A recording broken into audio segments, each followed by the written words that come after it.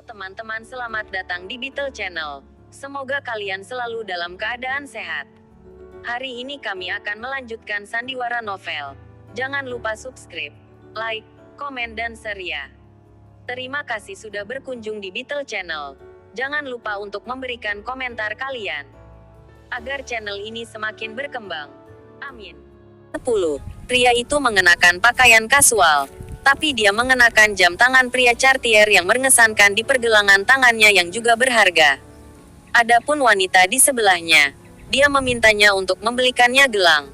Felix, kenapa kamu tidak membelikan ini untukku? Harganya tidak mahal, hanya sedikit lebih dari 30.000. Kamu menghabiskan lebih dari itu dalam permainan kartu. Felix mengabaikan wanita di sebelahnya dan menatap tajam ke arah Wendy. Wendy Suler, Felix memanggil. Felix tidak menyangka jika setelah lulus SMA, dia masih akan bertemu dengan kekasih impiannya di sini. Dia dan Wendy adalah teman sekelas di sekolah menengah. Saat itu dia mengejar Wendy mati-matian. Tetapi sayang sekali Wendy tidak memberinya kesempatan. Setelah kuliah, Wendy langsung pergi ke ibu kota untuk belajar di universitas dengan nilai yang sangat baik.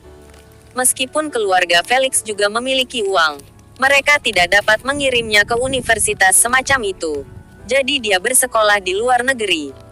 Setelah bertahun-tahun tak bertemu, Wendy menjadi sangat cantik. Meskipun Wendy sedikit lebih tua dari yang dia ingat, wanita itu lebih dewasa dan feminin. Jantung Felix melonjak tak karuan. Dia ingin segera mendapatkan Wendy. Menatap Felix, Wendy sedikit mengernyit dan kemudian mengatakan sesuatu yang membuat Felix sangat tertekan. Kamu siapa? Tanpa ragu, Wendy telah melupakan semua hal tentang dia. Aku Felix West. Dulu kita teman sekelas di sekolah menengah. Saat itu, aku mengirimimu surat cinta setiap hari. Felix berjalan ke arah Wendy dan berkata sambil tersenyum. Mendengar namanya, Jasper juga teringat siapa dirinya. Semasa SMA, memang ada seseorang yang bernama Felix West. Dia adalah tipikal generasi kedua dari keluarga kaya. Felix pergi ke luar negeri untuk kuliah dan mereka tidak pernah bertemu lagi setelah itu. Alasan Jasper memiliki kesan yang mendalam padanya adalah karena Felix sering mengganggunya ketika dia masih di sekolah menengah. Felix West, itu kamu. Wendy akhirnya ingat dan tersenyum sopan. Pada saat yang sama, dia juga ingat kalau dulu Felix sering mengganggu Jasper ketika mereka sedang belajar. Dia dengan cepat berkata, aku tidak mengira bertemu denganmu di sini. Tetapi aku masih punya banyak urusan yang harus aku lakukan hari ini.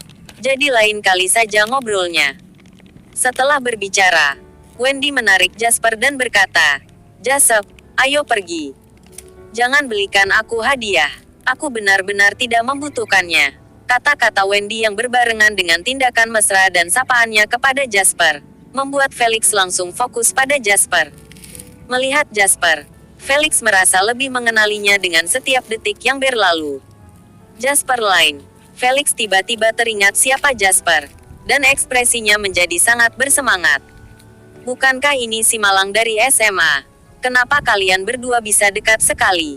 Di kalimat terakhirnya, nada dan sikap Felix nyaris mencela. Seolah-olah Jasper telah menodai dewinya hanya dengan berdiri di samping Wendy. Pada saat ini, Lindy Manson, pendamping wanita yang dibawa oleh Felix, juga mendekat. Felix, siapa orang ini? Lindy bertanya. Teman sekelas waktu SMA. Felix mencibir dengan jijik. Dia adalah pria termiskin di seluruh sekolah menengah.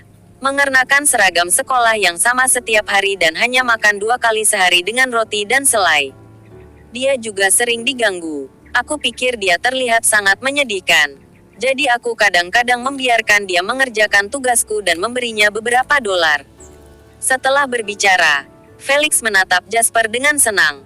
Dengan merasa superior dalam tatapannya, Felix terus meremehkan Jasper di depan Wendy.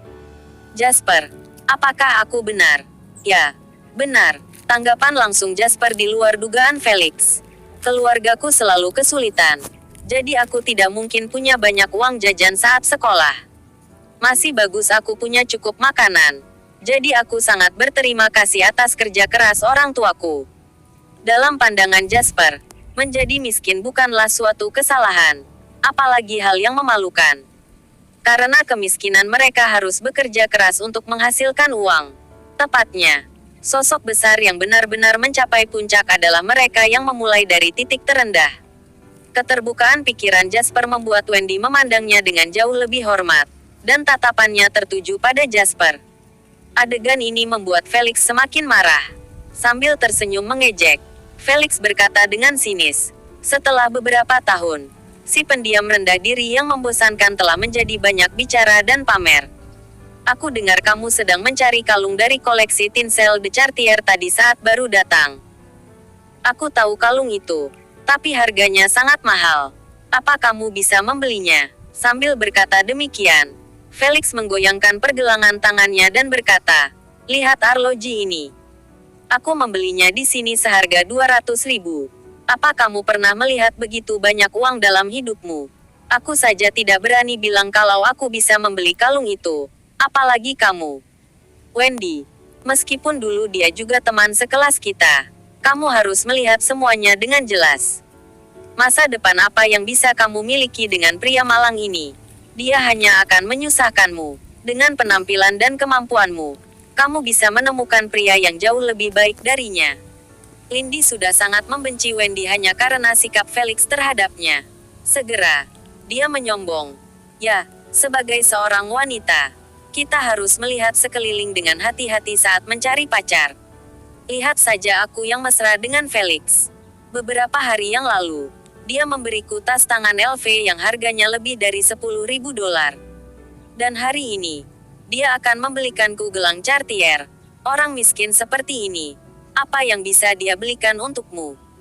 Saat kamu pergi keluar untuk sarapan, dia tidak mampu membeli telur dan ham untuk roti panggangkan." Wendy tidak mengatakan apa-apa dan hanya melirik Lindy dengan kasihan. Menurut Wendy, ketika seorang wanita mencapai titik di mana dia harus menyombongkan diri pada pria yang dia andalkan untuk mendapatkan uang, itu merupakan hal yang sangat menyedihkan. Tatapan mengasihani ini membuat Lindy, yang merasa rendah diri setelah dihancurkan oleh penampilan dan temperamen Wendy, menjadi marah. "Ini bukan tempat untuk orang miskin sepertimu. Keluar!" Lindy langsung berteriak.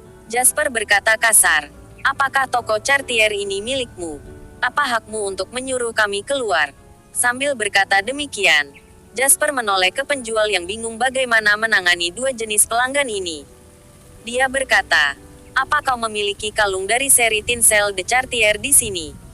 Felix mendengus, masih berpura-pura, "Sangat menjijikkan." Sang penjual berkata, "Ya, dan itu juga merupakan yang terakhir di seluruh wilayah ini." Sambil berkata, penjual itu buru-buru mengeluarkan kalung tersebut. Seri Tinsel Chartier adalah koleksi yang lebih terkenal. 36 berlian yang dipotong dengan sempurna mengelilingi kalung itu. Dan di bagian tengah, ada berlian merah muda yang tidak bisa ditolak oleh wanita manapun. Nilai berlian ini saja melebihi $400.000. Begitu kalung ini terlihat, Wendy sekalipun yang sudah biasa melihat perhiasan terkagum-kagum. Belum lagi Lindy yang menatapnya dengan bengong. Sebaliknya, gelang yang tadi dia minta untuk dibelikan Felix hanyalah sepotong sampah di pinggir jalan. Namun, Felix masih enggan membelikan gelang sampah itu untuknya. "Kalung itu ada di sini. Tetapi apa orang malang sepertimu sanggup membelinya?" Lindy mencibir. Felix mendengus dan berkata, "Kamu tidak perlu membayar untuk melihatnya. Mungkin gelandangan ini hanya ingin melihat-lihat. Karena dia bertemu kita, dia tersudut dan tidak bisa membalikkan keadaan." Bersambung. Nantikan bab selanjutnya. Jangan lupa subscribe, like, komen dan share ya.